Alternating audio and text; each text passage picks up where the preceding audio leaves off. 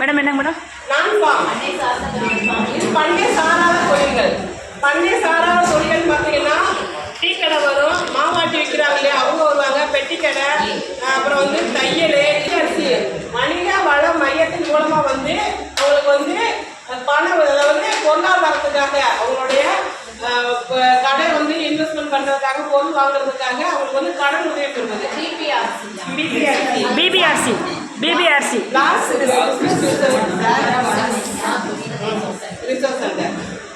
Black business resource centre. ரைட்டா? இப்போ வந்து ஃபர்ஸ்ட் வந்து ஃபார்ம் பார்ப்போம்.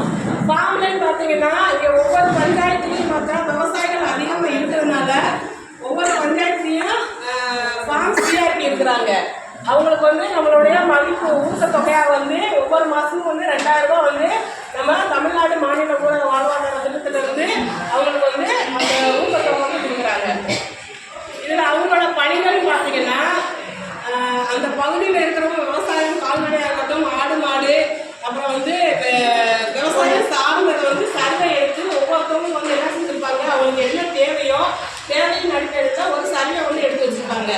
இந்த சர்வேல வந்து அவங்களுக்கு வந்து என்ன மாதிரி வந்து திட்டங்களை வந்து எடுத்து செல்லணும், பிற துறைகளாக இருக்கட்டும், நம்மளுடைய திட்டங்களாக இருக்கட்டும், அது எப்படி செய்யணுன்றத அந்த சிஆர்பிக்கு பயிற்சிகள் கொடுத்து அவங்க வந்து ட்ரெயின் பண்ணி வச்சுருப்பாங்க. இதுக்கடுத்து பார்த்தீங்கன்னா அவங்க வந்து ஒரு பிஜி ப்ரொடியூசர் குரூப்பு, ஒவ்வொரு பஞ்சாயத்துலேயும் ப்ரொடியூசர் குரூப்பு, அவங்க எது வந்து விவசாயம் சார்ந்த பகுதியில் வந்து உற்பத்தி பண்ணுறாங்களோ அந்த அந்த அந்த தொழில் செய்யக்கூடிய விவசாயம் பண்ணக்கூடியவங்க வந்து ஒரு குழுவை வந்து சேர்ப்பாங்க. ஆனால் நம்ம எஸ்ஹெச்சி குழுவில் இருக்கிறவங்களும் இந்த குழுவில் இருக்கலாம். நம்ம எஸ்ஹெச்சியை பொறுத்த வரைக்கும் ஒரு குழுவில் நம்ம தமிழ்நாடு அரசு இதுலேருந்து என்ன சொல்லுவாங்க, ஒரு எஸ்ஹெச்சி தான் இருக்கணும், இன்னொரு குழுவில் இருக்கக்கூடாதுன்னு சொல்லுவாங்க. ஆனால் அவங்க எஸ்ஹெச்சி மெம்பர்ஸ் தான் வந்து என்ன செய்யணும், பிஜி குரூப்லேயும் வந்து அவங்க இருந்துக்கலாம். இதில் வந்து எத்தனை பேர் இருக்கணும்னா ஒரே தொழில் செய்யக்கூடியவங்க. அப்போ நெல்லுன்னா நெல் மட்டும் நெல் உற்பத்தி மட்டும் செய்யக்கூடியவங்க. இப்போ அந்த பக்கம் பார்த்தீங்கன்னா கம்பு, சோளம், பருத்தி இந்த மாதிரி நிறையா வந்து அந்த சேடப்பட்டி, கல்லுப்பட்டி அந்த சைடு இருப்பாங்க. அப்போ அந்த கல்லுப்பட்டி சைடுலாம் பார்த்தீங்கன்னா கம்பு உற்பத்தியாளர் குழு, சோளம் உற்பத்தியாளர் குழு, பருத்தி உற்பத்தியாளர் குழு இருப்பாங்க. நம்ம பகுதி வாடிப்பட்டியில் பார்த்தீங்கன்னா நெல் உற்பத்தியாளர் குழு, இல்லாட்ட விவசாய உற்பத்தியாளர் குழு, பூ மல்லிகைப்பூ உற்பத்தியாளர் குழு, ரோஜா பூ உற்பத்தியாளர் குழு அப்படி சொல்லிருப்பாங்க. ஆமா ஆமா மெம்பர்ஸ் பார்த்தீங்கன்னா 15லேருந்து 19 உறுப்பினர்கள் வந்து அதில் இருக்கலாம். அதுக்கு மேலே போகக்கூடாதுங்களா? அதுக்கு மேலே போகக்கூடாது, பதிவு பண்ணுறது கிடையாது. இந்த ப்ரொடியூசர் குரூப்பை வந்து நம்ம எப்படி இது பண்ணணும்னா அவங்க வந்து குழுவில் இருக்கணும், விவசாய நிலங்கள் வச்சுருக்கணும், விவசாயம் செய்யக்கூடியவனாக இருக்கணும். நம்ம ஆமாம் இவ்வளோ ரூபா கொடுத்துருந்தோம், சில பேர் விவசாயம் பார்க்க முடியாமல் வெளியூர் இருப்பாங்க, அந்த மாதிரி இருக்கலாம். ஆனால் அவங்களுக்கு வந்து விவசாயம் தெரியணும், விவசாயத்தில் வந்து ஆர்வம் உள்ளவங்களாக இருக்கணும், நிலம் வச்சுக்கணும். ஆமாம், சொந்த விளாட்டாலும் ஒத்தியோ வேற எதுலையோ இருந்து அவங்க இருக்கலாம். ஆமாம், சொந்த நம்பிக்கை கிடையாது, ஒத்திக்கு இருக்கலாம். அதில் தர புத்தகம் சொல்லி கொடுப்பாங்க. எங்கள் பகுதியில் தர புத்தகம் வருஷத்துக்கு இவ்வளோ ரூபான்னு சொல்லி தர புத்தகம் கொடுப்பாங்க. அந்த அந்த விவசாயம் தெரிஞ்சவங்களால தான் அந்த குழு வந்து உறுப்பினராக சேர்க்கணும். மேடம் எனக்கு வந்து மேடம் இதில் எனக்கு ஒரு டவுட்டு.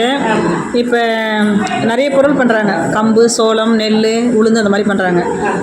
நான் வந்து ரெண்டுமே பண்ணுறேன், நெல்லும் பண்ணுறேன், சோளமும் பண்ணுறேன். அந்த குரூப்லேயும் நான் இருக்கலாம், இந்த குரூப்லேயும் நான் இருக்கலாமா? அப்படி இருக்கக்கூடாது. அந்த பட்டாசுக்காக பார்த்தீங்கன்னா உங்களை ஆன்லைனில் வந்து ஒரு நம்பர் தான் கொடுப்பாங்க, பதிவு பண்ணுறீங்க இல்லையா?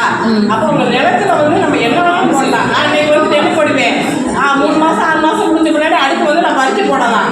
அப்படின்றப்ப ஆரம்பத்தில் வந்து அந்த நெல் என்ன அந்த உற்பத்தியாளர் குழுவில் நீங்கள் மெம்பராக சேர்றீங்களோ அது மட்டும் இருக்கணும். இதில் வந்து நுழைவு கட்டணம் சந்தான்னு பார்த்தீங்கன்னா 1100 ரூபாய் ஆரம்பத்தில் சொன்னாங்க.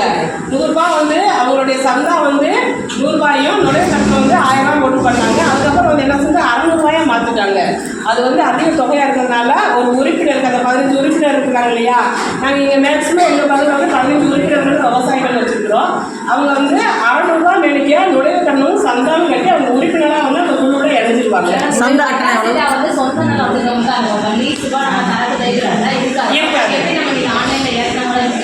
ஆன்லைனில் ஏற்றுறவங்க பட்டாசுக்கு ஆன்லைனில் வந்து அவங்க பதிவு பண்ணவங்களுக்கு மட்டும்தான் கிடைக்கும். இப்போ மோடியோட பணம் 2000 ரூபா பணம் வருது இல்லையா? இப்போ வந்து கிசான் இப்போ சர்வே எடுக்கிறாங்க. இப்போ ஓடிபி யாருக்கு போகணும்னா ஆதார் வந்து யார் நம்பருக்கு போகுது அவங்க தான், அவங்க சொந்த நிலம் வச்சுக்கவங்க தான் அது பண்ண முடியும். ஆனால் அவங்க வந்து என்ன செய்வாங்க, இந்த நிலத்தை வந்து ஒத்தி சொசைட்டின்னு சொல்லிட்டு ஒரு பத்திரம் வச்சுருப்பாங்க. அது நான் விவசாயம் பண்ணுறேன் அப்படின்னு சொன்னோம்னா, நான் இவங்களோட நிலத்தை வந்து இத்தனை வருஷத்துக்கு ஒத்தி எடுத்துருக்கேன், என்னோட பத்திரத்தை பார்த்துக்கோங்க அப்படின்னு சொல்லி இது பண்ணுவாங்க. கிராமங்களை பொறுத்த வரைக்கும் இவங்க இன்னொரு நிலத்துல தான் விவசாயம் பண்ணுறாங்கன்னு அக்கம் பக்கத்தில் எல்லாருக்கும் தெரியும். தெரியாதவங்க யாரும் கிடையாது. சில பேர் வந்து தண்ணி பாய்ச்சறதுக்குன்னு விட்டுருப்பாங்க, அவங்களுக்கு விவசாயம் பண்ணுவாங்க. அவங்க முதலாளிகளை பார்த்தா வெளியூரில் இருப்பாங்க. முதலாளிகளோட நம்பர் வந்து இதில் இல்லாமல் இருக்கலாம். ஆனால் இவங்க குத்தகைக்கு அந்த பத்திரத்தை வச்சு உங்க குரூப்பில் சேரணும்னு நினைக்கிறாங்க. அப்போ இவங்க வந்து எழுதிருக்கலாம் இல்லை. ஏன்னா இப்போ வந்து நம்ம பதிவு பண்ணுறதுக்கு தான் வந்து அவங்க முதலாளியோட அந்த பட்டாசு தான் தேவைப்படும். விவசாயம் பார்த்தா அவங்க குழுவில் இருந்தால் போதும். நம்ம அந்த ஊரில் வந்து கிராமங்களில் வந்து வேற ஊருக்கு அசல் ஊருக்கு போக மாட்டாங்க, இடம் மாறி போக மாட்டாங்க. விவசாயம் தெரிஞ்சவங்க விவசாயத்தை பண்ணிட்டு அந்த ஊரில் தான் இருப்பாங்க.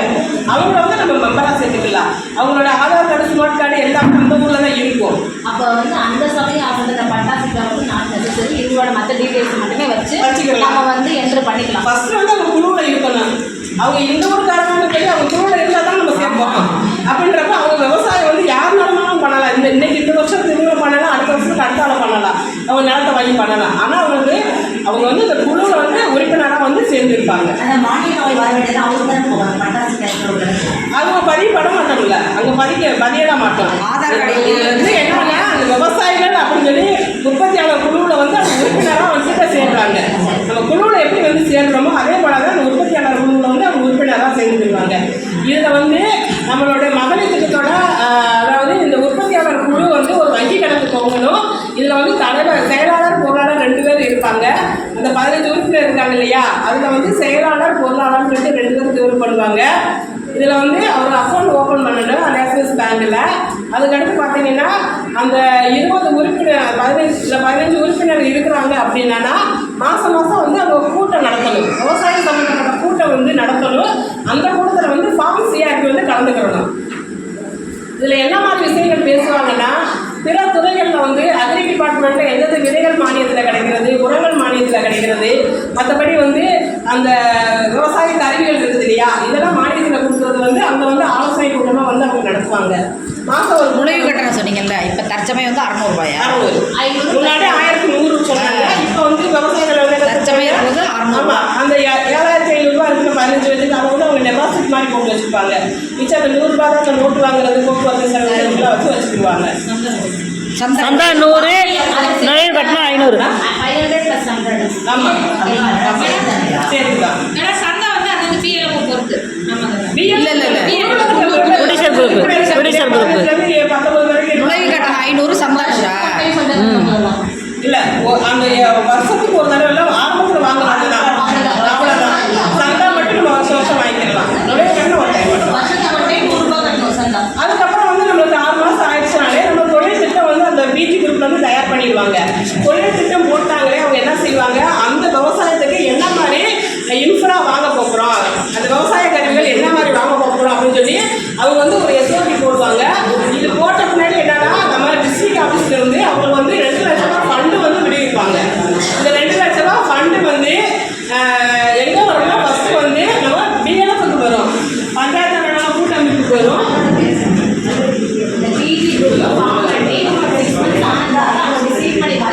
அவங்களுக்கு தொழில் திட்டம் தயார் பண்ணோன்னே ஃபண்டுக்கு ஃபார்ம்லாம் கிடையாது. உற்பத்தியாளர் குழுவோட ஃபண்டுன்னு நம்மளுக்கு வந்துடும். அதில் வந்து நம்ம டிஸ்ட்ரிக்ட் ஆஃபீஸில் இருந்து அந்த ஊராட்சி கூட்டமைப்புக்கு வந்து அந்த ஃபண்டை விடுவிப்பாங்க. அது எனக்கு ஆமாம், இதுல வந்து அந்த தொழிற்குழு வந்து நுழைவு கட்டணம் சந்தா பிஎல்ஓ ஏதாவது கட்டுவாங்க, பிபிஎஸ் கட்டுவாங்க. அந்த பிடி குரூப்புக்கு தான் கட்டணும். இல்லை, பிஜி குரூப் நம்ம பிஜி குரூப் ஆரம்பிச்சிடும் ஒரு பஞ்சாயத்தில். அந்த பிஎல்ஓக்கு ஏதாவது ஊராட்சியில் அவங்க தான் எஸ்ஐசில இருந்து அங்கே கட்டிடுறாங்கல்ல, அப்புறம் பிஜி குரூப் கிடையாது. அவங்க எஸ்ஐசில இருந்து அவங்களுடைய சந்தா எல்லாமே அங்கே கட்டிடுறாங்க. இந்த பிஜி குரூப் ஃபார்ம் பண்ணிடுறோம். இந்த பிஜி குரூப்புக்கு தான் அவங்க வந்து அந்த நுழைவு சந்தாவும் கட்டுவாங்க. அந்த குழுவில் தான் இருக்காங்க.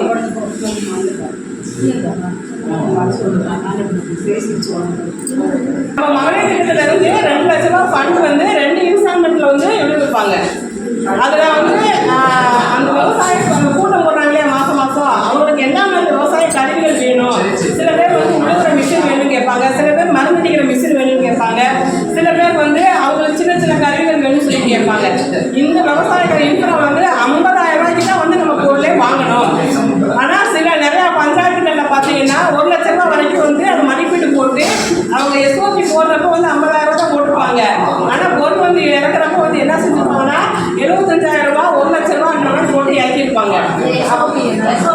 தொழில் திட்டம் standard operation standard operating procedure business plan.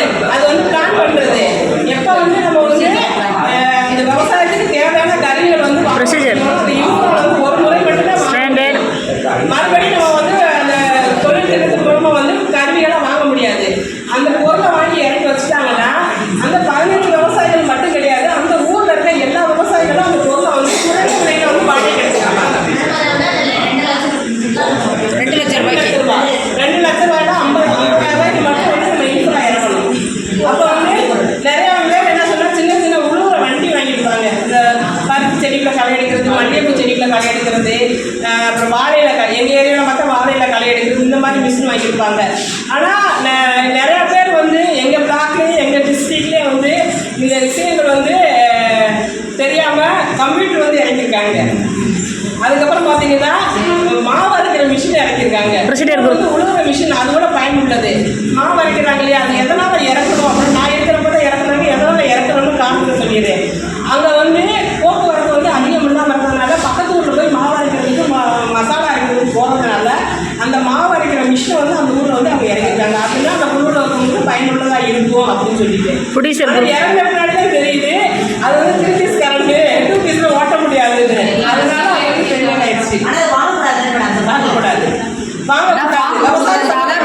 மட்டும்தான் வாங்கணும். அதுக்கு என்னவோ அதுதான் ப்ரொடியூசர் குரூப்புக்கு என்னவோ அதான் வாங்கணும்.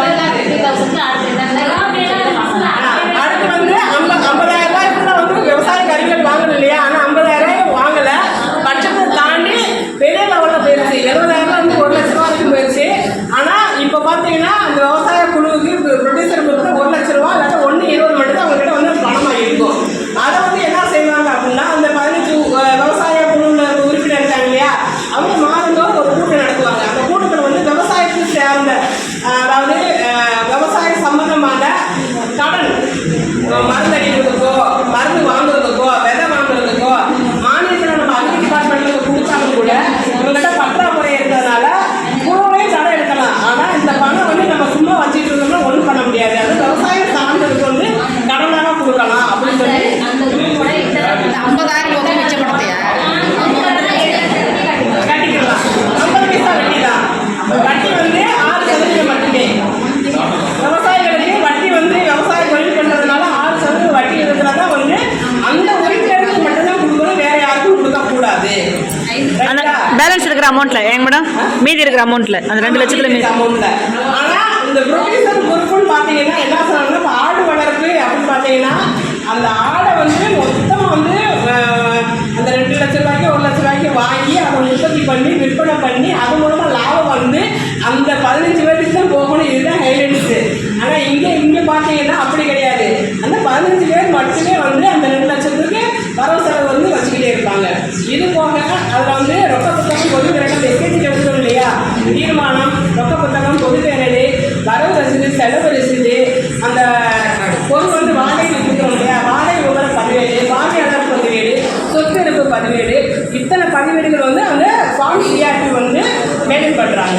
மொத்தம் எத்தனை மேடம் அதுக்கு ப்ரொடியூசர் குரூப்புக்கு 11 ரெக்கார்டு எல்லா பஞ்சாயத்தையும் ப்ரொடியூசர் ஃபார்ம் பண்ண முடியுங்களா? பண்ணலாம் மேடம். ஏஐபி பிளாக்ல மட்டும் தானே பண்ணுவாங்க. நம்ம டிஸ்ட்ரிக்ட் ஆஃபீஸ்லேருந்து இந்த பிளாக்குக்கு இத்தனை ப்ரொடியூசர் குரூப் வந்து நம்ம பண்ணி கொடுக்கணும்னு சொல்லி டார்கெட் கொடுப்பாங்க.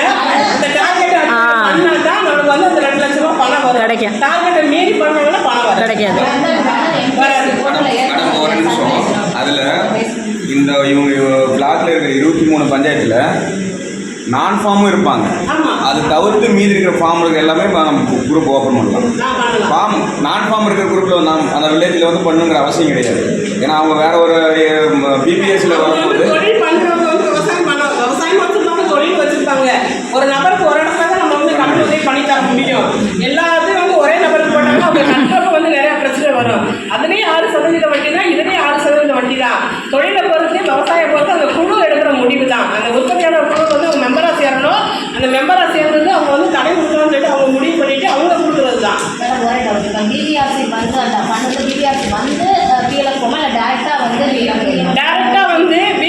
அக்கௌண்ட்டுக்கு வரும். அதுக்கப்புறம் வந்து பிபிஆர்சி அக்கௌண்ட்டில் வந்து பிஎல் நம்ம வட்டாரத்துக்கு வந்து பிபிஎஸ் பஞ்சாயத்துக்கு போகும். இதை ஃபஸ்ட்டு வட்டாரத்துக்கு தான் வந்தது, பிளாக் லெவலுக்கு தான் வந்தது. ஃபஸ்ட்டு எங்களுக்கு 50 லட்சம் வந்து பிளாக் லெவலுக்கு தான் வந்துச்சு. ஏன்னா அங்கே அக்கௌண்ட் ஓப்பன் பண்ணுறதுக்கு லேட் ஆனதுனால அதுக்கப்புறம் வந்து பிபிஆர்சி அக்கௌண்ட் ஓப்பன் பண்ணுறது பிபிஆர்சி அக்கௌண்ட்டுக்கு போச்சு. பிபிஆர்சி அக்கௌண்ட்டில் வந்து என்ன செய்யணும், ஒவ்வொரு பஞ்சாயத்துல இருக்க பிஎல்எஃப்க்கு போகும்.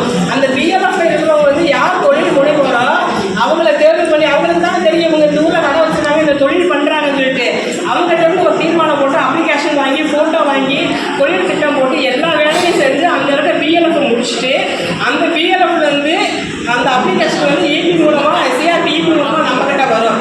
அதுக்கப்புறம் வந்து நம்ம வந்து அந்த பணத்தை வந்து பிபிஆர்சி மூலமாக வந்து பிஎல்எஃப்க்கு விடுவிக்கிறோம். பிஎல்எஃப்ல வந்து ஒரு தீர்மானமும் ஒரு பாஸ்புக் ஜெராக்ஸ் வாங்குறோம். அதுக்கடுத்து அந்த பிஎல்எஃப் என்ன பண்ணுதுன்னா அவங்க எந்த குழுவில் இருக்கிறாங்க அப்படின்னு சொல்லி லோக்கஸ் நம்பர் வரைக்கும் ஏற்றி அந்த குழுவுக்கு இந்த பணத்தை வந்து அங்கே அனுப்புகிறாங்க. எஸ்கேசி குழுவுக்கு தான் அனுப்புகிறாங்க. அந்த குழுவில் அந்த உறுப்பினர் இருந்தாங்கன்னா அவங்ககிட்ட ஒரு தீர்மானமும் ஒரு பாஸ்புக் ஜெராக்ஸ் வாங்குகிறோம்.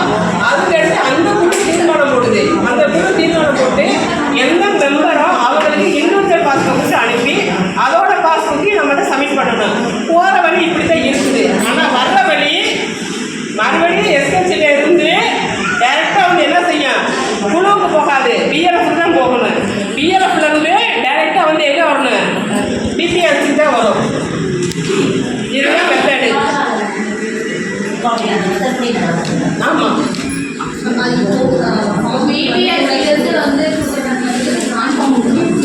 நான் ஃபார்ம் வந்து தொழில் முனைவோர் இருக்காங்க இல்லையா, ஒவ்வொரு பஞ்சாயத்துலையும் வந்து எப்படி வந்து விவசாயம் சார்ந்த தொழில் செய்யக்கூடியவங்க வந்து இது வந்து தையல் தைக்கிறவங்க அவங்க எப்பயுமே ஆல்ரெடி வந்து 24 மணி நேரமும் கடை போட்டு ஒரு இடத்துல இருக்கணும்.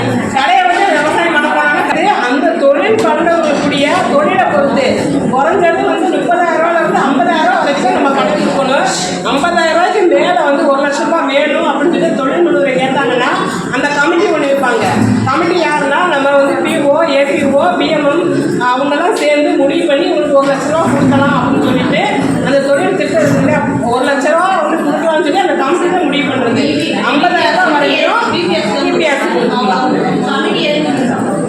1 லட்ச ரூபாய்க்கு அந்த கமிட்டி வந்து அந்த தொழில் முனைவர் கேட்குறாங்க, என்னோட கடை வந்து நான் வந்து சூப்பர் மார்க்கெட் இந்த மாதிரி வச்சுக்கவங்களுக்கு எனக்கு 50,000 பத்தாது, எனக்கு 1 லட்ச ரூபா கடை கொடுங்கன்னு சொல்லி நம்ம விண்ணப்பம் கொடுத்தாங்கன்னா நம்ம வந்து பிபிஆர்ஸில் இருக்கிற அந்த ஈசி மெம்பர் வந்து முடிவு பண்ண முடியாது. அது வந்து டிஸ்ட்ரிக்ட் கமிட்டி ஒன்று இருக்குது, அவங்க தான் அது முடிவு பண்ணணும். மேடம் நான் ஃபார்முக்கு எனக்கு தனியாக வந்து நம்ம ஏரியாவில் வந்து இது பண்ணி என்ன பண்ணோம்னா, இப்போ வந்து நான் பேசுகிறது நான் ஃபார்ம், இடையில வந்து நான் ஃபார்ம் கேட்டதுனால சொல்கிறேன்.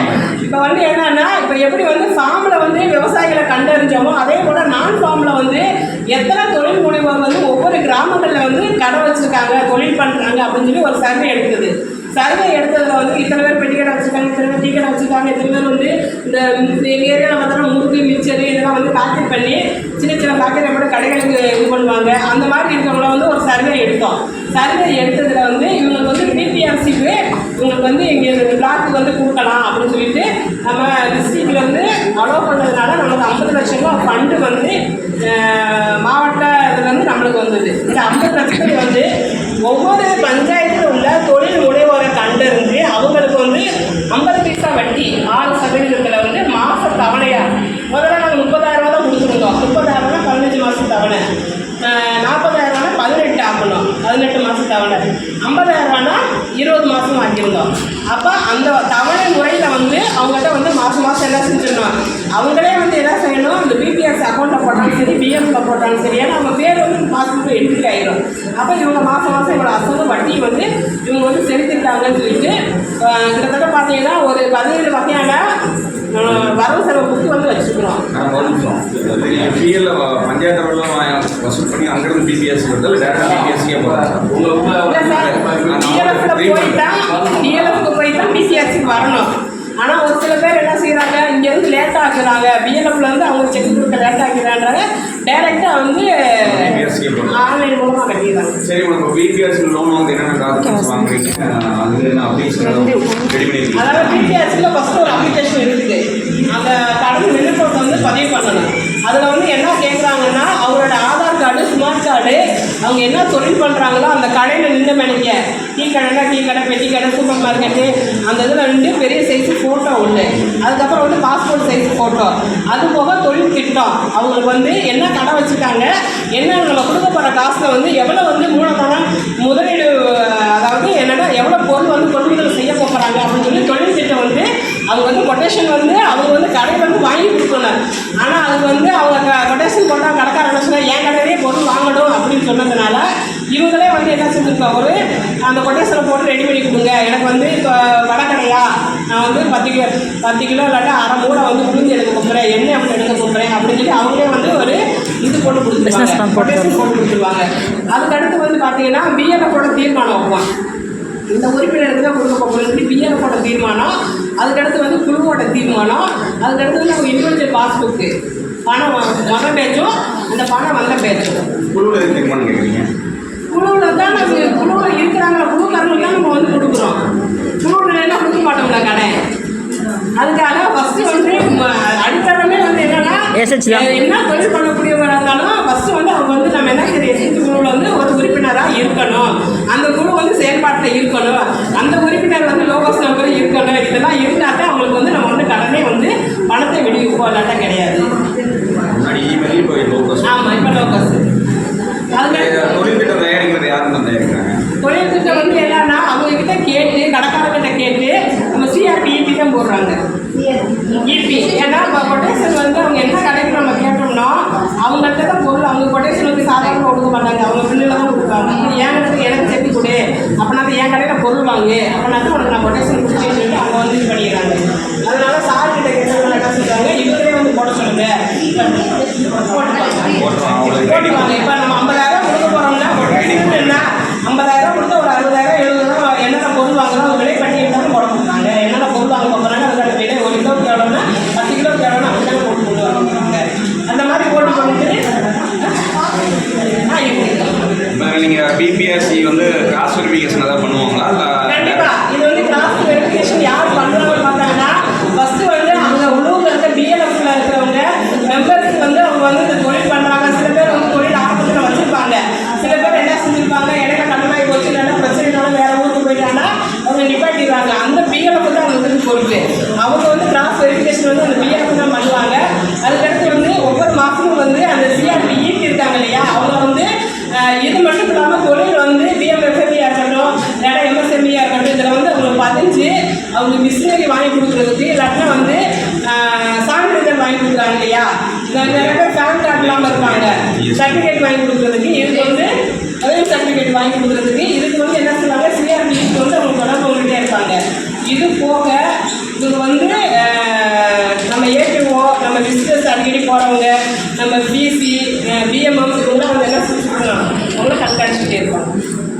ஏன்னா அவங்க வந்து எம்பிஏ வரக்கூடாது, எம்பிஏ வந்துச்சுன்னா அந்த சிஆர்பி ஏபி பிசி அந்த பஞ்சாயத்து நோடல் பிசி பிஎம்எம் ஏபிஓனா பொறுப்புன்ற மாதிரி சொல்லி வந்துடுவாங்க. எம்பிஏ வந்து 3 மாதத்துக்கு மேலே வந்து அசல் வட்டி கட்டலை அப்படின்னா எம்பிஏ ஆயிடுச்சுன்னா ஒட்டு மட்டும் இந்த டீமே அங்கே போய் என்ன செஞ்சுருக்கணும் ரெக்கவரி பண்ணி கொடுக்கணும். இவங்களாம் கையெழுத்து போகிறாங்க இல்லையா, அவங்களாம் தீர்மானம் பண்ணுறாங்களே இதில் சாட்சிகள் வர 2 பேர் கீழே வந்து சாட்சிகள் போட்டு உங்கள் வீட்டில் இருக்கிறவங்கள்ட்ட ஒரு ஆள்கிட்ட வாங்கலாம், இல்லாட்டா அக்கம் பக்கத்தில் உங்கள் ஃப்ரெண்ட்லேயே இருக்கிறவங்கள்ட்ட ஒரு ஆள்கிட்ட வாங்கி அது பண்ணி கொடுக்கணும். எம்பிஏ இல்லாமல் நம்ம பார்த்துக்கலாம்.